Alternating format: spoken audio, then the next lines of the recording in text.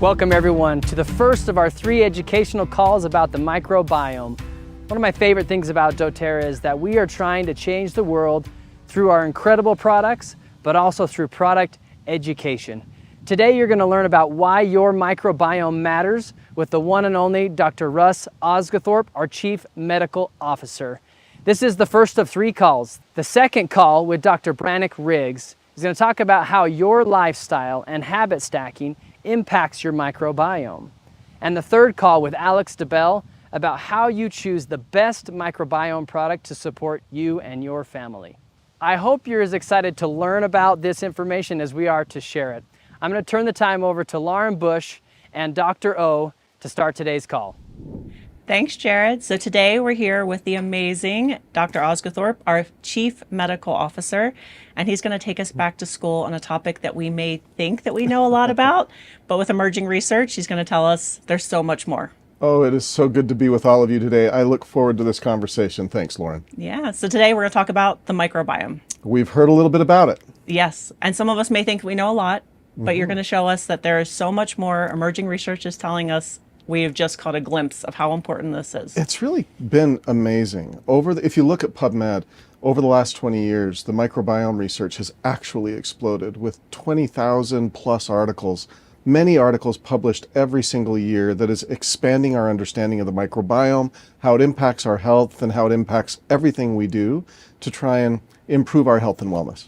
Awesome. So let's just start with the basics. Sure. What is the human microbiome? The human microbiome is composed of trillions upon trillions. It's estimated over 70 trillion cells make up our human bodies, but only half of them are human. Oh my goodness. Right? The rest of them are microbes, fungi, bacteria, all the different classes of bacteria.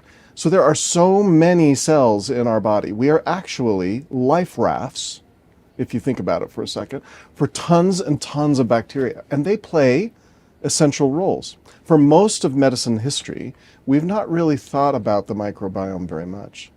But in the last 25 plus years, we have really developed scientific tools and our understanding has increased exponentially.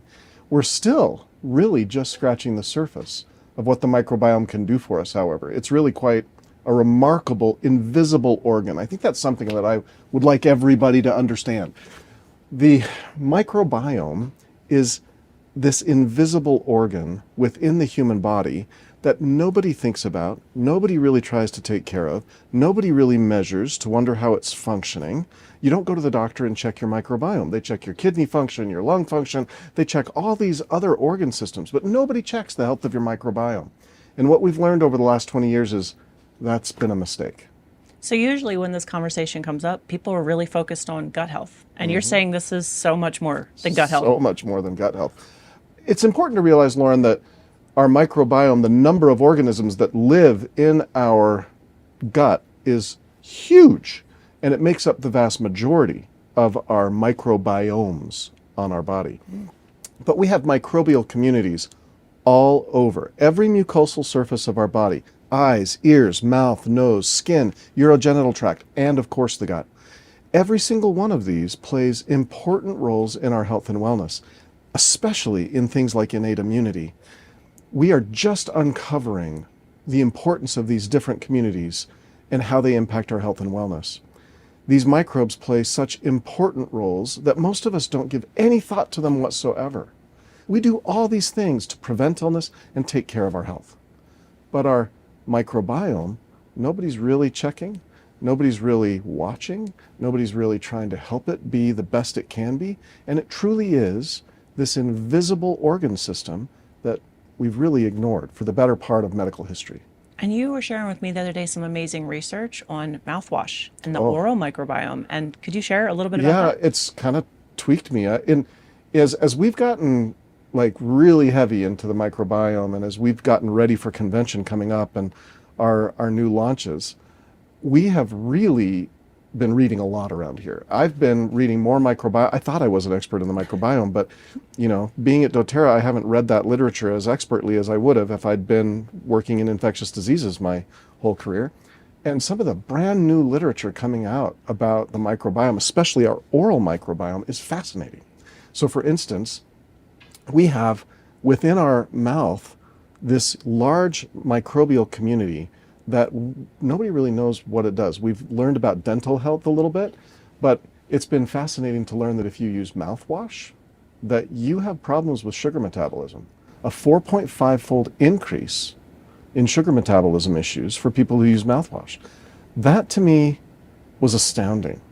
I had no idea, but this is kind of what I'm talking about. So when you think about the gut and the microbiome, or you think about the mouth and how it affects other organ systems in the body, who would have thought that there's a gut-brain interface, or that there's a way that by altering your microbiome in your mouth, disrupting it with mouthwash, that it would impact the way we metabolize carbohydrates and sugar? Who would have thought that a simple little microbe and its metabolites, the way that it's living, impacts the way that we live? This is what I mean by an invisible organ. Which is really cool, because I think most of the conversation, especially as an infectious disease doctor, we're always looking at how can we get rid of bacteria and viruses. Yeah. And now, could you tell us a little bit how they're actually beneficial? Because it is kind of like a mind shift for a lot of people to be like, I've been trying my whole life to eliminate as much as possible, and now you're telling me that might be damaging and that these are actually doing something good for me. So what are some of the benefits of our microbiome? Oh, well, I mentioned earlier the innate immunity idea. So I like to think about it like a garden, right? Your microbiomes all over your body are like a garden. And if you take care of them, they'll take care of you, okay? So what that really means is that pathogens or problematic microorganisms, the ones we don't want, have trouble colonizing and infecting us if our good bacteria, our microbiome bacteria, are filling up all the rooms at the inn. And there's no room for a pathogen to land, colonize, and infect. And that's just one. There are, like I was mentioning earlier, there's impacts on the gut-brain interface. There's effects on how it affects our hormones, how it affects our appetites, how it affects our sugar metabolism, our skin. But suffice it to say, if we take care of and try and help our microbiome do its intended job better, we will be more healthy. I love that. So the garden analogy is super powerful. And you mentioned if we take care of the garden, we have a higher yield, right? We have a healthier garden.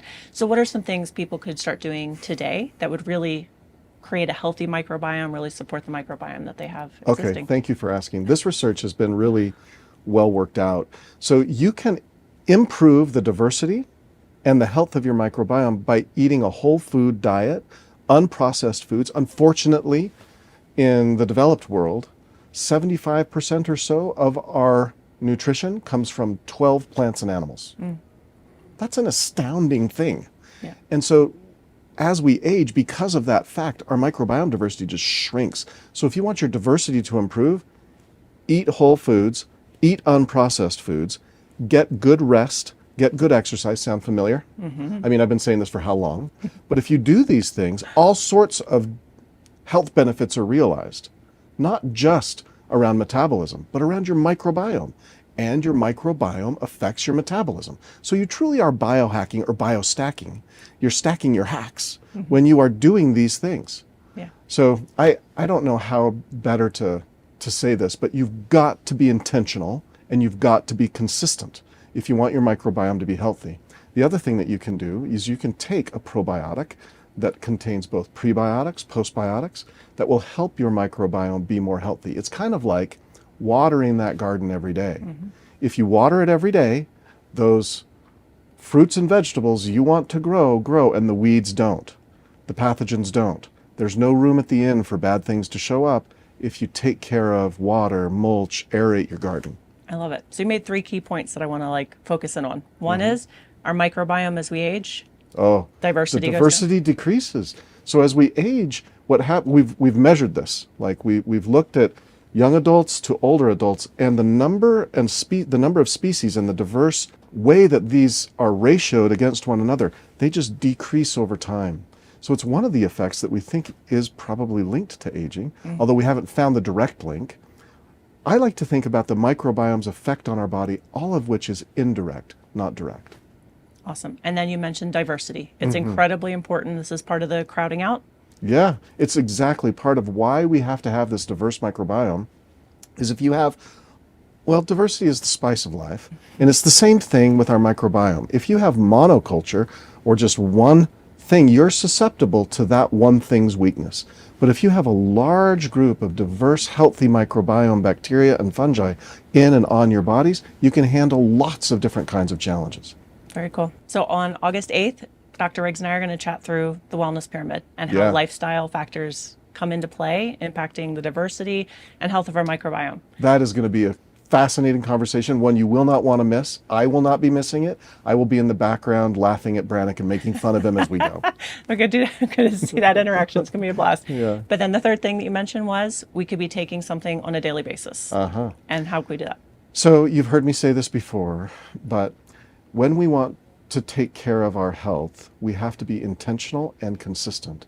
So when we talk about taking care of our microbiomes, we're talking about sleep, exercise, whole foods, non-processed foods, and probiotics. Every day. Every day. This isn't something you get to just sort of say, well, I'll try it. It's Tuesday.